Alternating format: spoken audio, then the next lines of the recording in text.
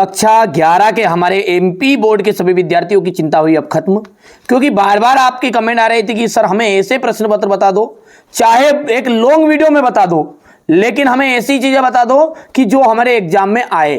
तो उसी श्रृंखला में मैं आपके लिए 2 पेपर एक साथ लेकर आया हूं, और पहले भी 2 पेपर एक साथ डाल चुका हूं। बस ये दो वीडियो आपको देखने हैं, बस काफी है बेटा। यदि जिस बच्चे ने इसको कंप्लीट कर लिया ना, 19 मार्च के दिन यदि 75 नंबर नहीं आए आपको 80 में से, तो मैंने आज के बाद में वीडियो बनाना छोड़ दूंगा, ये प्रण लिया है। ठीक है, डंके की चोट पर कह रहा हूं बेटा, पर लेकिन आपको बड़े ही ध्यान से और धैर्य से सारी चीजों को अच्छे से सॉल्व करना है। चलिए, तो देर किस बात की है, फटाफट से अपन इनको शुरू करते हैं। हिंदी साहित्य का जो स्वर्ण युग है वो कहलाता है। देखिए, हिंदी साहित्य का जो स्वर्ण युग है ना, वो भक्ति काल। चन्न मल्लिकार्जुन का अर्थ क्या है? देखिए, शिव भगवान का एक दूसरा नाम है चन्न मल्लिकार्जुन। प्रेमचंद का जो प्रसिद्ध उपन्यास है वो क्या है? गबन। शास्त्रीय कलाओं का मूलाधार है लोक कला। भारत में छपने वाला अखबार था, तो भारत में छपने वाला अखबार है बंगाल गजट। रचना के अनुसार वाक्य के भेद होते हैं। रचना के अनुसार वाक्य के 3 भेद हैं। अब देखिए, आपका जाएगा अगला रिक्त स्थान। ठीक है, क्वेश्चन नंबर 2 में क्या है? रिक्त स्थान है। राजनीतिज्ञ जो है जनता को बड़े बड़े सपने दिखाते हैं, तो यहां पर आ जाएगा बड़े बड़े सपने।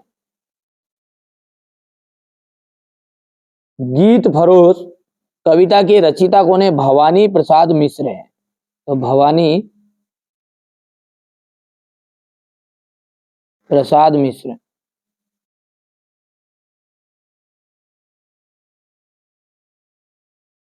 जामुन के पेड़ के नीचे दबे आदमी की फाइल भी पूरी हो चुकी थी। मध्य प्रदेश में डेडेस की गुफाएं शैल चित्रों के लिए जानी जाती है। भीम बेटका।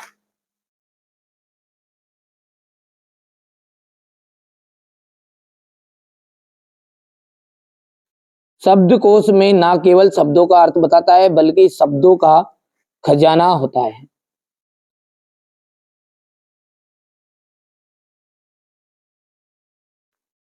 डेडेस के 2 भेद है, महाकाव्य और खंड काव्य, प्रबंध काव्य के।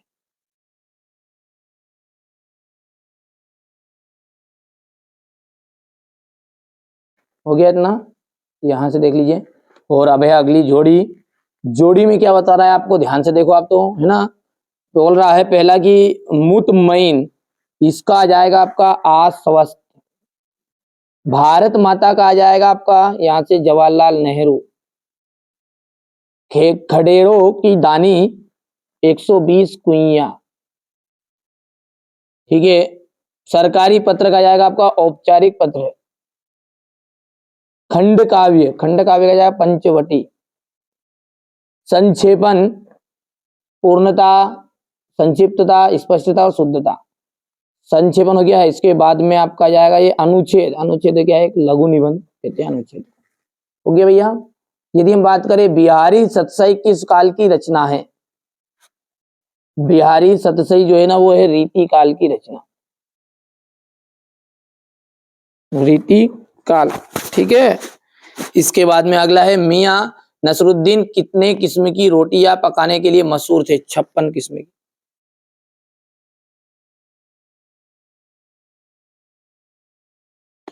धूप का कोटि करने वाले लोकगीत भारत से किस प्रांत के हैं? पंजाब में।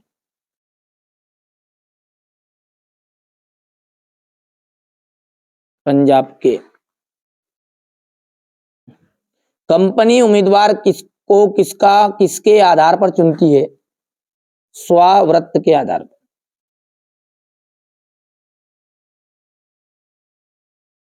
दसवां रस कौन सा माना गया है? 10वां रस है वात्सल्य रस।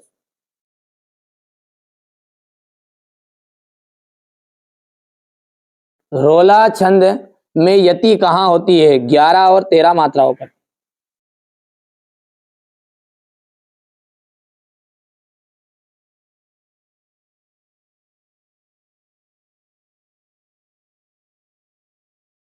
युग्म का जो अर्थ है वो क्या है? युग्म का मतलब होता है जोड़ा। अब आगे है आपका सत्य और असत्य।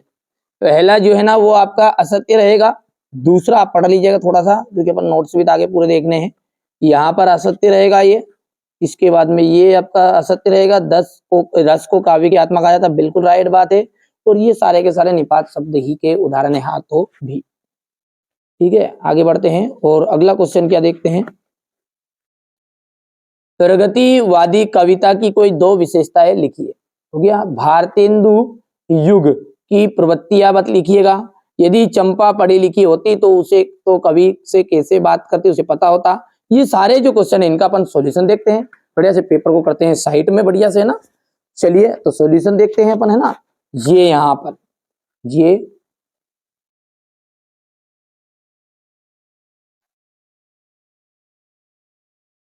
प्रगतिवादी कविता की कोई दो विशेषताएं लिखिए। थोड़ा छोटा कर देते ना ताकि कोई दिक्कत नहीं आएगी ना। ये आपका देख लीजिए सेट सी है ना, बढ़िया से ये हो गया प्रश्न।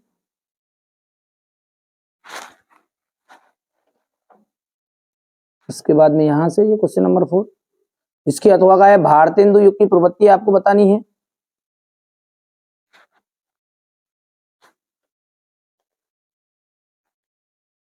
यहां से हो जाएगा, यदि चंपा पढ़ी लिखी होती तो कवि से कैसे बात करती। इसका सॉल्यूशन है, यदि चंपा पढ़ी लिखी होती तो वहां कवि को उसकी योग्यता के लिए उचित सम्मान देती, वहां उससे बड़े प्रेम सम्मान से विनम्रता की बातें करती, वहां अपने को कुछ सिखाने के लिए कवि से अनुरोध करती। देखिए यहाँ तो आ गया है।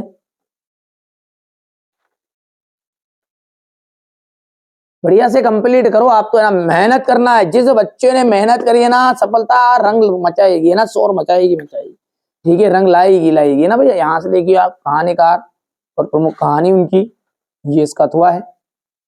कहानी और उपन्यास में अंतर हो गया। इसके बाद में यहां से देख सकते हैं आप, ये क्वेश्चन नंबर 9 है।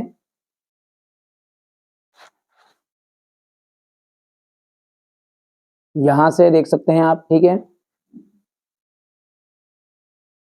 ये आपका क्वेश्चन नंबर 10 है, ये इसका अथवा है।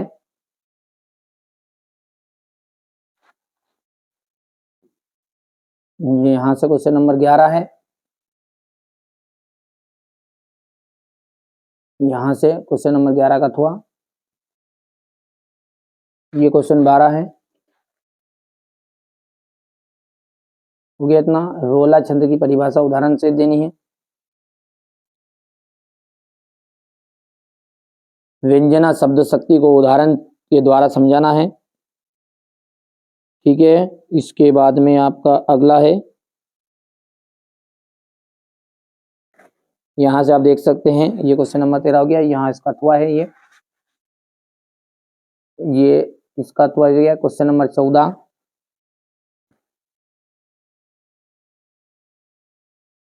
यहां से हो गया, यहाँ पर है क्वेश्चन नंबर, इसका अथवा हो जाएगा ये क्वेश्चन नंबर 15। ठीक है, ठीक है। इसके बाद में यहाँ से आगे की बात करें अपन तो यहाँ पर देख सकते हैं ये क्वेश्चन नंबर 18 है आपका, है ना।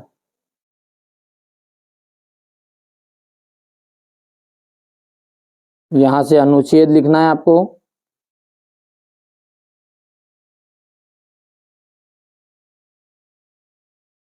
और ये क्वेश्चन नंबर 19 जो है ना, ये अभी बच्चों ने कंप्लीट नहीं कराया था। प्रश्न में आपको बता देता हूँ, यहाँ से पहले तो आप प्रश्न का स्क्रीनशॉट लो, है ना। तो चीजें ऐसी छूट गई है तो उनको मैं ना सॉल्यूशन दे दूंगा अगले वीडियो में पूरा, है ना। आप तो बढ़िया से कंप्लीट करना भाई, है ना। ये देखिएगा,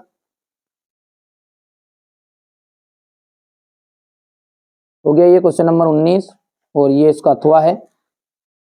यहाँ से हो गया है। अब क्वेश्चन नंबर ये 20 स्क्रीनशॉट ले लो। इसके बाद में यहाँ से देखिए ये क्वेश्चन नंबर 20 तो हो गया था, ये 21 है, ये इसका अथवा है।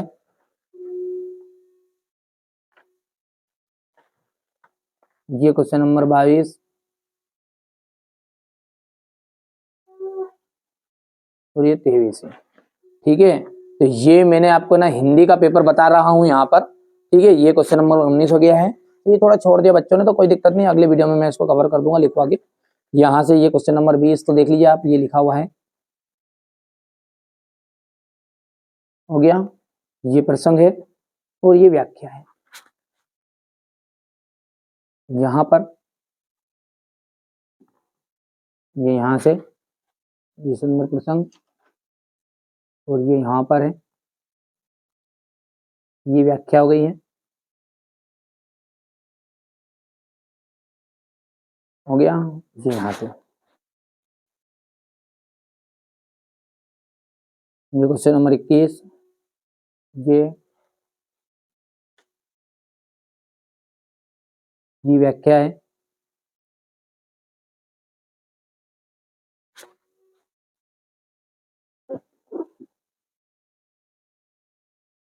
यहाँ पर है, इसके बाद में यहाँ से और ये व्याख्या है। चलिए तो अब हम सेट डी को अच्छे से सोल्व करेंगे। एक एक चीजों को मैंने बारीकी से समझाने का प्रयास कर रहा हूं, ठीक है, आशा करता हूं आपको समझ भी आ रही होगी। चलिए तो इसको भी अच्छे से सोल्व कर लेते हैं। विराट के प्रति जिज्ञासा की भावना मिलती है, किस में मिलती है, तो छायावाद में मिलेगी। कविता आओ मिलकर बचाए में चिंता व्यक्त की गई है। देखिए आदिवासी समाज की चिंता व्यक्त की गई, क्योंकि आदिवासी समाज में क्या है, शराब की जो लत है ना वो दिनों दिन बढ़ती जा रही है, इसलिए यहाँ पर इस कविता में ये बताया गया है। भारतेंदु काल के नाटककार का नाम बताइए, तो देखिए शंभुनाथ। कुएं की खुदाई इस औजार से की जाती है, तो कुएं की खुदाई की जाती है बसोली से। पत्रकारिता लोकतंत्र का स्तंभ है, चौथा स्तंभ है। विज्ञान संबंधी तकनीकी शब्द हो गया है, तो नाभिक। अब है आपका रिक्त स्थान। चलिए, कबीर ने ईश्वर की सत्ता मानी है। देखिए कबीर ने ऐसा बताया कि भगवान निराकार रूप में, यानी कि एक सत्ता बताइए। काव्य में साधु ककड़ी भाषा का जो प्रयोग है वो किसने किया है, कबीरदास ने किया। और किसने किया, कबीरदास ने किया। मियाँ चारपाई पर बैठे डेडेस का मजा ले रहे थे, किसका, बीड़ी पीने का। हो गया, आगे देखते हैं। आप तो बढ़िया से कंप्लीट करो, निश्चिंत रहो, मैं जो बता रहा हूं ना वो करो। आप तो इन बच्चों की तरह आप भी परसेंटेज अच्छे से बनाओगे ना। लेखक कुमार गंधर्व के अनुसार लता ने रस के साथ अपेक्षाकृत उतना ही न्याय नहीं किया।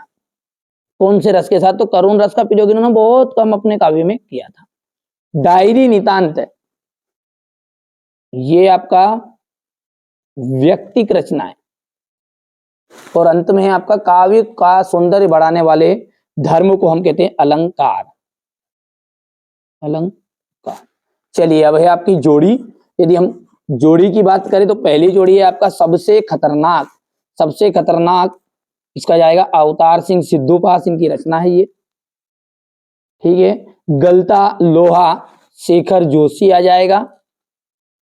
आलो आदरी, ठीक है, तो आलो आदरी का आपका देख लीजिए ये क्या है, आपका एक आलो आदरी आ जाएगा बेबी हलदार।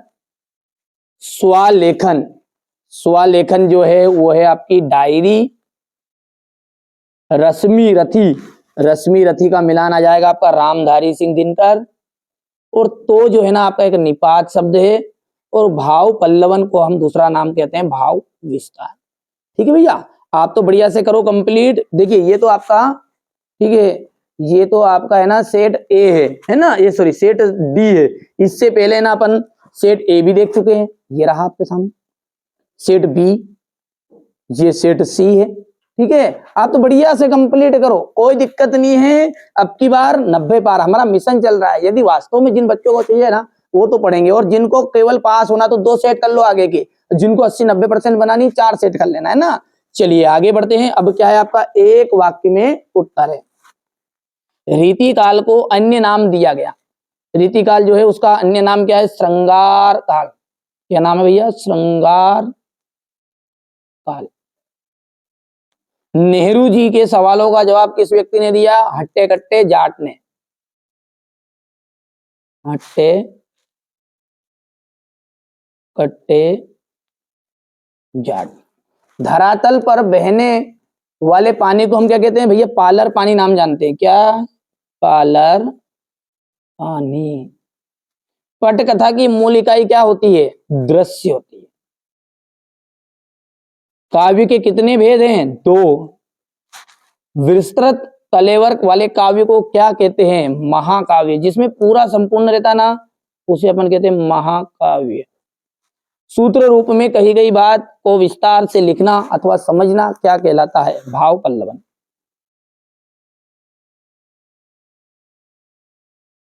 हो गया। सत्य सत्य की बात करें ना, तो देखिए आप तो यहां से देखिएगा, पहला आपका सत्य रहेगा, दूसरा सत्य है, तीसरा भी राइट रहेगा आपका। यहां पर हम बात करें तो पूरे ही आपके सत्य रहने वाले हैं, क्योंकि अपन पूरा सॉल्यूशन देखेंगे, थोड़ा समय ज्यादा ना हो, इसलिए थोड़ा सा उसको भी ध्यान में रखना पड़ेगा, है ना। इसको पढ़ लेना आप। यहां से देखिए, निर्गुण और धारा और सगुण धारा के में कोई 2 अंतर बताना है। प्रयोगवादी कविता के कोई 2 विशेषता। इस तरह से आपका ये पूरा पेपर रहेगा। चलिए, तो ये तो पेपर मैंने आपको बताऊंगा, साथ में सॉल्यूशन देखते हैं ना अपन। चलिए, इन सबको कर लेते हैं साइड में बढ़िया से। यहां से अपना सॉल्यूशन शुरू होगा, है ना। ये है प्रश्न नंबर 6 आपका। निर्गुण धारा और सगुण धारा में कोई 2 अंतर बताइए, अंतर बताना है। देखिए, निर्गुण का मतलब क्या होता है? जिसमें भगवान को है ना निराकार रूप में माना गया है, यानी भगवान इसमें अवतार नहीं लेगा दादा, इसमें अवतार लेगा। यहां से आप इस तरह से इसका स्क्रीनशॉट ले लो, क्योंकि 11th क्लास के बच्चे बिल्कुल याद भी कर सकते, कोई दिक्कत नहीं है ना, कोई समझाने वाली ज्यादा चीजें नहीं है हिंदी में। ये देखिए, इसके बाद में अपना अथवा वाला प्रश्न का स्क्रीनशॉट ले लीजिएगा बढ़िया से। ये आपका क्वेश्चन नंबर जो 7 है वो है, मानव शरीर का निर्माण किन पंचतंत्रों से तत्वों से हुआ है? तो अग्नि, वायु, जल, पृथ्वी, आकाश। ठीक है, यहां से आप इसका अथवा देखते हैं। आप स्क्रीनशॉट ले लो और कंप्लीट कर लो। जो चीजें मैं बता रहा हूँ ना, वही परीक्षा में आएगी भैया। ठीक है, धोखा मत खा लेना किसी के कहने में आके कि ये गलत चीज है। भैया देखिए, हाँ, रियल पेपर अपन नहीं बता रहे, वो हमको पता है ना, रियल पेपर सामने भी नहीं बताते कभी भी। आप इनको कंप्लीट करो, जिनको वास्तव में नंबर चाहिए, भरोसा रखो, यही चीजें परीक्षा में देखने को मिलेगी। ये कोई बच्चे, ये बच्चे कोई पागल नहीं है, इन्होंने इतनी परसेंटेज बनाई है। जब इनकी परसेंटेज बनी तो आपकी बनी होगी। और 10th क्लास में बहुत सारे बच्चे मेरे से पढ़े होंगे, उनकी परसेंट अच्छी बनी होगी। कमेंट करके बता भी देना कोई पढ़ा हो तो, और जिसकी अच्छी परसेंटेज बनी है, ताकि दूसरे व्यक्ति को भरोसा आ जाए। ये देखिए, रेजर पानी किसे कहते हैं? इसके बाद में यहां से अथवा रहेगा, ये तो स्क्रीनशॉट के रूप में लेना पड़ेगा इसको आपको पूरा। ये देखिए, ये क्वेश्चन नंबर 11 है आपका। इसके बाद में ये स्वावृत की कोई 2 विशेषताएं लिखनी है। क्वेश्चन नंबर जो 12 है, इसमें क्या है आपका? उदाहरण अलंकार। ठीक है, उदाहरण अलंकार की परिभाषा देनी है और उदाहरण भी देना है ना, एग्जाम्पल। शांत रस की परिभाषा देनी है आपको, देख लीजिए। यहां पर क्या बच्चों ने देखिए उदाहरण नहीं लिखा, अपने को उदाहरण करना है कंप्लीट, है ना, कहीं से भी लिख लेना आप, है ना। गजल की कुछ विशेषताएं लिखिए। ये गजल की विशेषताएं हो गई है। क्वेश्चन नंबर ये 13 है आपका। इसके बाद में ये इसका अथवा, सॉरी, उसका आंसर है ये अथवा हो गया है। मुहावरे और लोकोक्ति में अंतर बच्चे बच्चे जानता है, 9th से पढ़ते आए हो, और नहीं भी पढ़ा है तो अभी ले लो स्क्रीनशॉट यहाँ से। ये क्वेश्चन नंबर आपका 14 का अथवा है। 15वें क्वेश्चन में क्या बोल रहा है वो देखो आप, अर्थ के आधार पर वाक्य के कितने प्रकार होते हैं? तो यहाँ पर 8 प्रकार के होते हैं। विधिवाचक, निषेधवाचक, आज्ञावाचक। इस तरह से अपने कितने बन जाएंगे? ये 8 बन जाएंगे। ये देखिएगा, इसका अथवा है। अच्छा, अब अगला क्या है? देखिए, कबीरदास और त्रिलोचन के काव्यगत विशेषताएं बतानी है, 2 रचना बतानी है, भाषा शैली, साहित्य में स्थान। हमारे जो कबीरदास है ना, इनकी जो एमपी बोर्ड में है ना, ये चीजें नहीं आती, ये आती है यहाँ से रचनाएं। तो ये रचनाएं करो, कोई दिक्कत थोड़ी, ऊपर का क्या करो फालतू करके। ये भाव पक्ष हो गया है। भाव पक्ष के बाद में ये हो गया कला पक्ष, और ये अंत में हो गया साहित्य में स्थान। आगे बढ़ते हैं, तो त्रिलोचन जी का आ रहा है, एक स्क्रीनशॉट मान लो ताकि आपको पता चल जाए कि ये त्रिलोचन का रहेगा। इसका जीवन परिचय का कोई मतलब नहीं है, यहाँ से रचनाएं से लिखिएगा। ठीक है, रचनाएं, और इसके बाद में, ठीक है, रचनाएं के बाद में जाएगा भाव पक्ष, और ये कला पक्ष हो गया। इसके बाद में ये अंत में आपका जाएगा साहित्य में स्थान। ये प्रश्न क्रमांक 17 है। प्रश्न सोबती का जीवन परिचय देना आपको। ये हो जाएगा रचनाएं यहाँ से, और ये भाषा, और ये शैली हो गया। जल्दी जल्दी स्क्रीनशॉट लो, मैं भी चाह रहा हूँ कम से कम समय में आपको पूरा काम हो जाए। जहां से ये इसका अथवा है, देख लीजिएगा आप, स्क्रीनशॉट ले लेना है। रचनाएं हैं, भाषा होगी, भाषा, शैली और साहित्य में स्थान। क्वेश्चन नंबर जो 18 है उसमें क्या करना है आपको, भाव पल्लवन करना है कि दूर के ढोल सुहाने होते हैं। ये तो आप कहावत ही एक तरह की आप सब जानते हैं कि दूर के ढोल हमेशा सुहाने लगते हैं। ये इतना हो गया स्क्रीनशॉट, और ये यहाँ से है ना कि दूर की वस्तुएं हमें हमेशा लुभावनी लगती है। ये आपका अथवा वाला है, विज्ञापन है, जो स्क्रीनशॉट ले लेना। यहाँ से हो गया इतना आधा, उसके बाद में ये हिस्सा खत्म। खेल अगला क्या है आपका वो देखिए। अब देखिए